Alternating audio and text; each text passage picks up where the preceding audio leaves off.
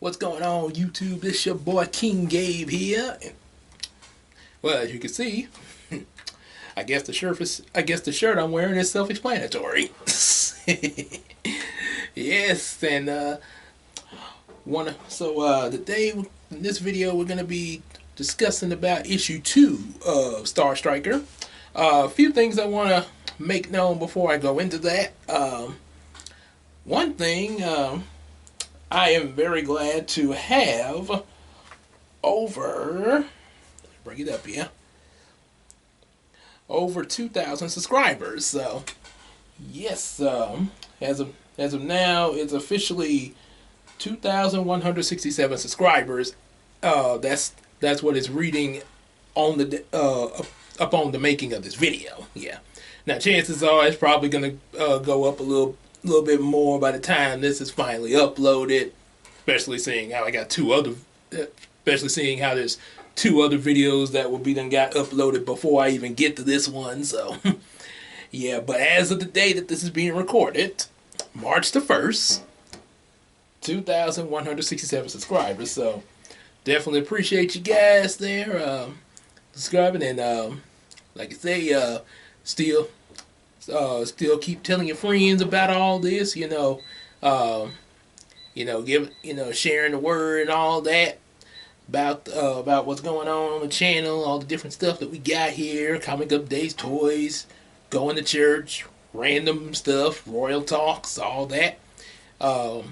Give definitely likes and buy available comics. I forgot to put the comics next to me to show you guys, but just look at my first Star Striker, my first update with Star Striker issue 1 rough draft. Just look at that, and I showed all my comics there. I try to remember to actually have my comics sitting right next to me where I can show it at the beginning of these comic update videos at least. I try to have a better memory of that, but like I say, but yeah, just look at the previous Star Striker 2000 video and it will show you for right now until I make my next update video. And also definitely support us on Patreon, even if it's $1 a month. Yeah, so yeah, definitely do all that, and like I say, all continue with that subscriber count and viewing the videos as well. So yeah, that's one definitely. That's them two things are definitely the easiest thing to do: subscribing and watching the videos. Yeah. Or like those insurance commercials when they say it's so easy, even a caveman can do it. Ooh, subscribe, view video. Ooh, ah. Those. Next thing you know, the Flintstones gonna be in some commercials like that. Also, another thing to announce, since the date I'm recording this, since it is March 1st, that this video is being recorded, this is the first day of my birthday month. Oh yeah, 31 days of the king. So, yep, leading up to as of March 31st, I will be 33. So, yep, that's gonna be a big day and everything. So 31 days definitely up to that point. And also, I do plan to see the Batman movie, supposed to come out this week. Pretty good to mention that since we're talking about superheroes in the first place. But yeah, I will be definitely going to check that out when it comes out. March the 4th that is released. So probably going to a nighttime showing there because of how things are going over on this end. So it's probably going to be a night show when we get out to go. And yes, there will be a talk on it while it's fresh in my mind, to let y'all know what I saw at the movie. So yeah, definitely going to have that. About Batman and all that. And there's also going to be, after that, shortly after that, there's going to be another toy review involving Batman merch. depending on what the viewpoint from this camera angle is, you might see some of the Batman merch on this top shelf, at least one of the figures. It's just a basic Batman action figure, but there is some more that I did get, and you will see it in the Bat toy review after I talk about the movie.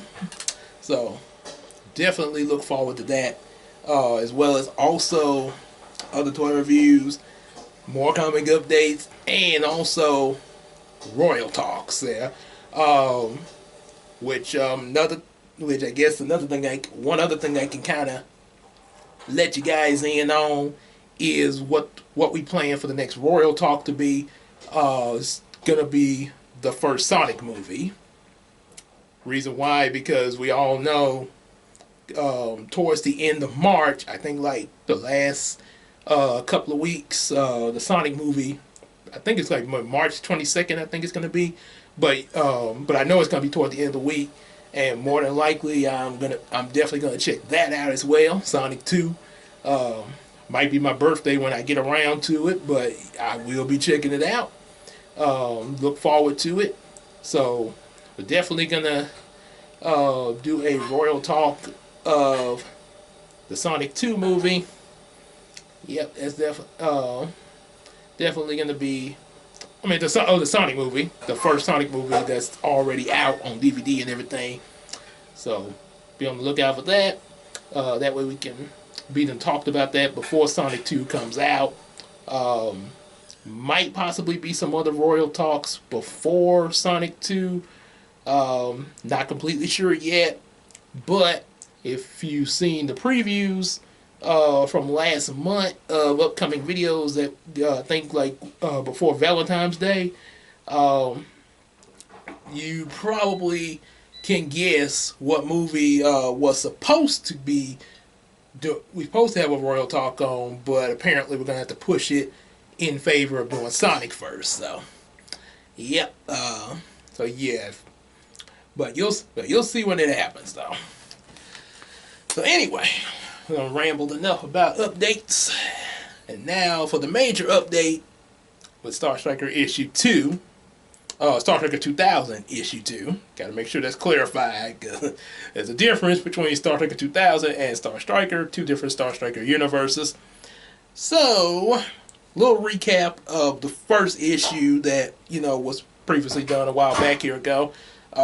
Samuel got his powers and everything, was pretty much jumping for excitement like Miles Morales Spider-Man. Woo!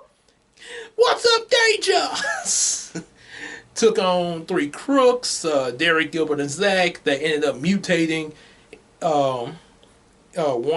Derek into an octopus mutant, Gilbert into a warthog mutant, and Zach into a rat mutant there. And I don't know, some of y'all might think when I mention the warthog might be thinking about Pumo from the Lion King. So, hey, Tabo! I'm a criminal mutant now! Boomba! Not in front of the kids! Oh, sorry. Not in front of the kids. Yeah, and of course there was a mention, I didn't say who, but I didn't say who it was. Some of you might figure it out, but definitely Derek, especially the way he's going to be acting after his mutation, is definitely a reference to a certain someone that I once worked with, as well as also another character who will not be mentioned in here, but definitely a hint towards another. Well, I put it this way. This other person will be mentioned at the end of issue 2. But this person was sort of an accomplice to the one that I based Derek off of. So anyway, we'll mention that when we get there. And of course, there's Missing Children, which is a reference to what's going on in Yumiko. Hiko and his friends pretty much are the missing children. I may have mentioned that in the previous Star Trek 2000 video, or maybe I didn't, but that is what the reference is. It's out there now. Also, introduction of Ultra Cat, who pretty much I'm imagining the voice of Will Smith coming out of there. And there was a change that I made to issue 1, which leads into the second issue. I'm not introducing Angela and Monet just yet. They will be a part of the series, but it's going to be a little bit later. Not too much later, but just a little bit later there in a different way. And when I get to them, you will know how that's going to come there. One thing I will say, Angela will be introduced first, and then Monet. Kind of similar to how it was in the first Star Trek series, but not as... The only difference is not as soon as the first Star Trek series, because Angela came right in issue 1 in the other Star Trek series. So, but in this one, yeah, we're kind of waiting a little bit there. Do things a little different. However, there is a mysterious character that is introduced, according to my script, Super Johnny. That's what it's going to be called for now. But there will be some... But apparently, as the series goes on, we'll find out a little bit more about her, obviously. But she's kind of a mystery character that's sort of keeping an observation on what's going on here in Shreveport with, Star Trek's emergence and these mutants and everything. So, definitely going to have a little bit about that as the series goes on. So now let's go on to talk about issue 2. Strike Like a Star Part 2. So, starts off, downtown area. The Super Johnny girl, she's watching what's about to go down between Star Striker, Derek, Gilbert, and Zach. So they're like, okay, let's do this. Bring it on. And then Zach comes up with the idea. Now, one thing, I will mention that Gilbert and Zach, I sort of imagine like Harry and Marv from Home Alone, because they are hilarious. Harry, can it, Marv? You gotta do better than that, kid. Don't worry, I'll get him. Oh, busted me right in the nose. That's what. So, definitely based off of them two. And like I mentioned before, the one that their ringleader, Derek, is based off of, can't really say here.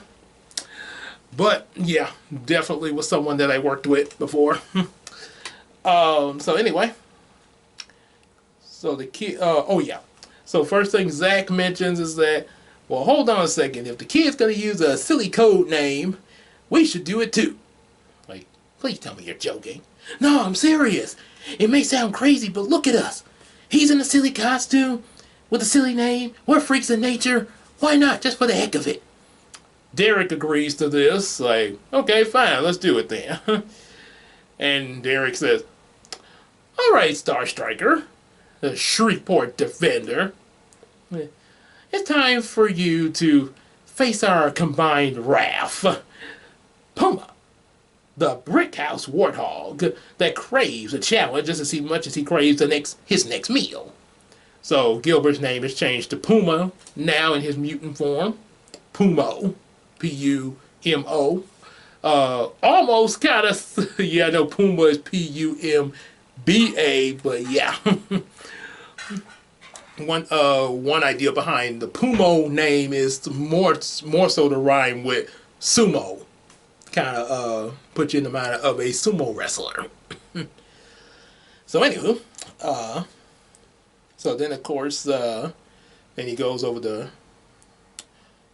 to Derek. I mean, not the Zach. I should have put that here, but I'll fix that later. Points to Zach, and he calls him Racker, the sneaky and filthy rat that packs a bite you'll never see coming. And as for Derek, and for myself, Octobraid, the clever mastermind that's guaranteed to put a permanent bind on you. Now let's get him. And so the fight breaks out. He tries. Star is able to dodge some of the tentacles from Octobraid, but apparently say Racker tries to even lunge him, but he dodges. But by dodging Racker, Octobraid eventually grabs him with one of his tentacles and swings him toward Pumo, who punches him to the ground. Then Pumo curls up into a ball, starts rolling toward him. When Pumo is rolled up in a ball, and I think Racker has this ability too, possibly. The Star Blast that Star Striker fires at him are repelled and sent back at him, cause him to pretty much sending him back a few feet there. And you think it's going to be all over for Star Striker. He's like, "You're in quite a bind now, little boy."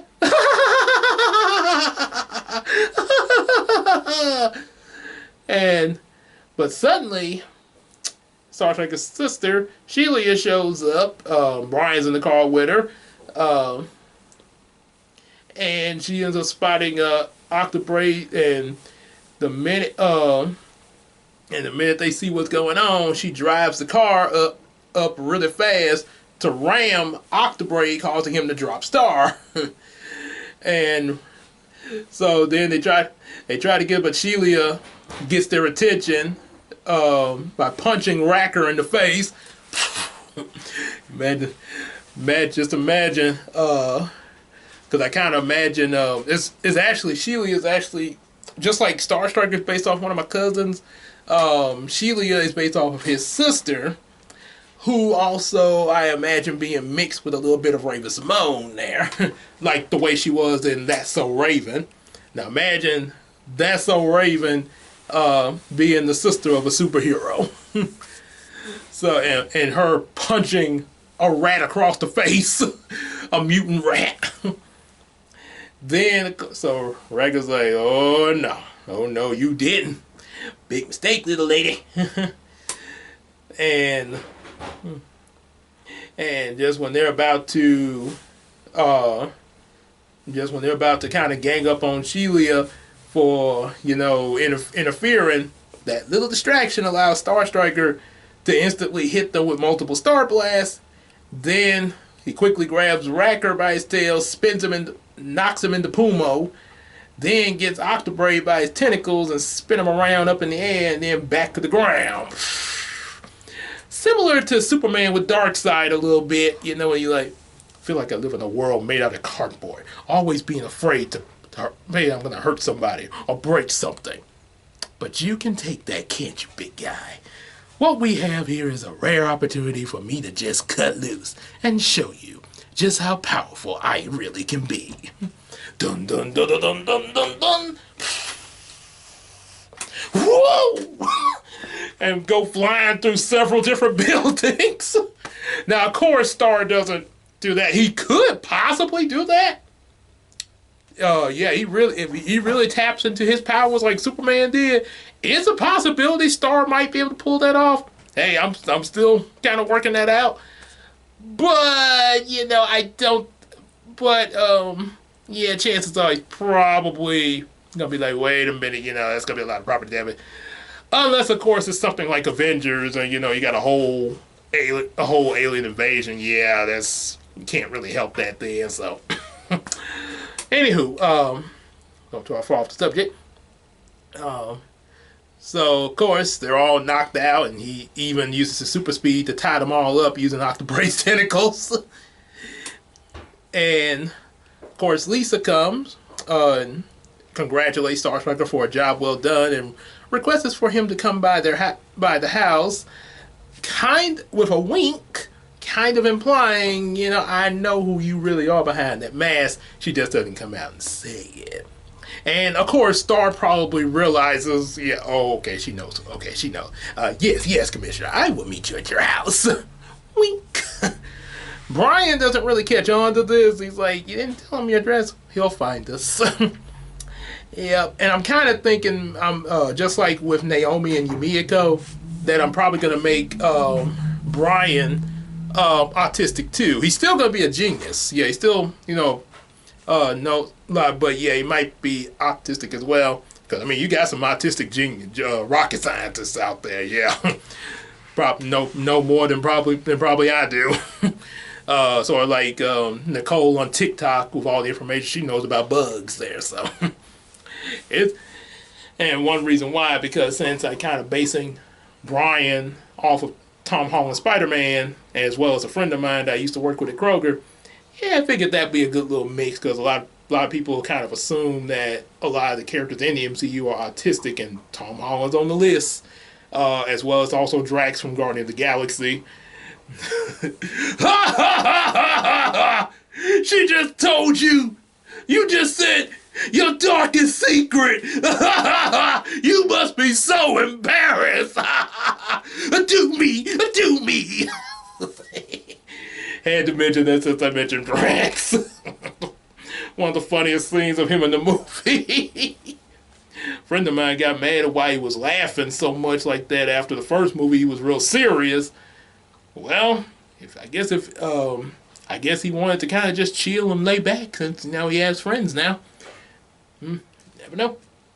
Anyway, starts flying through the town to get back home, and suddenly a shadow cobra engulfs him, and Star Trek finds himself in a dark green swamp.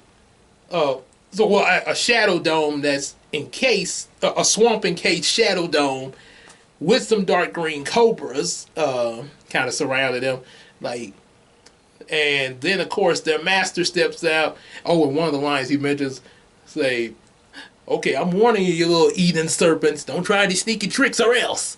Eden serpents, because you remember serpent in the Garden of Eden. Yes. Did God say you cannot eat of any of these trees? Oh, child, you can eat of this tree. You will be like God, knowing good and evil. Yeah, think about it. It looks good, don't it? Yeah, so that's kind of what. And yep, their master, of course. I'll go and tell you the name. Is remember Sia the Snake Woman was a character that was mentioned in my early Star Trek comics. I'm bringing that character in, but under a different name, Jezebel. Yep. Any of y'all know? Any of my church folks, my church and Christian folks know? You know Jezebel, the evil queen of King Ahab. Probably also found that out from Charlie Brown too, because Linus was trying to get a girl's number once, and the girl kept telling him all these different names. And one day she's like, "My name is Jezebel." Jezebel was the evil queen to King Ahab. It says that in the Bible, it says that her death, she fell out of her castle and was eaten by dogs. Okay, I'm changing my name. Yeah, Jezebel was and I'm pretty sure you've probably seen some of my previous videos about Jezebel and, stay away from people like her. Yep, so anyway, Jezebel in this series is a snake witch. Oh yeah, so a mutant snake witch, yeah. And sort of just imagine a female version of imagine Ebon from Static Shock with a little bit of Slade from the 2003 Teen Titans, not Teen Titans Go, 2003 Teen Titans. Take the two of those guys and combine them together and make a female version of that combination. And you got Jezebel from my series. Yeah, because she has that. Now I do have another character that will come later in the series that sort of has an Ebon-like personality, just completely Ebon-ish. So she's like, easy, my child. We mean you no harm. Oh, really? And who are you? Someone who wants to offer you some desires greater than the world could ever give you. Yeah, that's the same thing the devil said to Jesus, and bow down to me, and I will give you all these riches. Away with you, Satan! Serve the Lord and only Him. Yeah, I don't think Star's gonna fall for that there. Look, Look, him and the kids around him. We've been briefed on these. We've been briefed on stories similar to what you trying to throw at us, Jezebel. So don't even try. And not and a little bit, and of course this is going to carry over into issue 3. Yeah. So you know, a little bit of banter between Jezebel and Star. There's going to be a little bit of a battle between them. And yeah, I'm gonna leave it. I'm gonna leave it there. That's what you're gonna. That's what's gonna be expected for issue 3. I did start on it a little bit, but I'm not completely completed. Haven't completed it yet. So once it's completed, you will get the full story of issue 3's rough draft. And until then, say if you like this video, make sure you like, subscribe, share with your friends, buy some comic books. And also support us on Patreon, even if it's just a little bitty dollar. Even just a little bitty dollar a month would be well appreciated. So definitely do all that, and we will see you in the next video. Thank you so much. Bye-bye.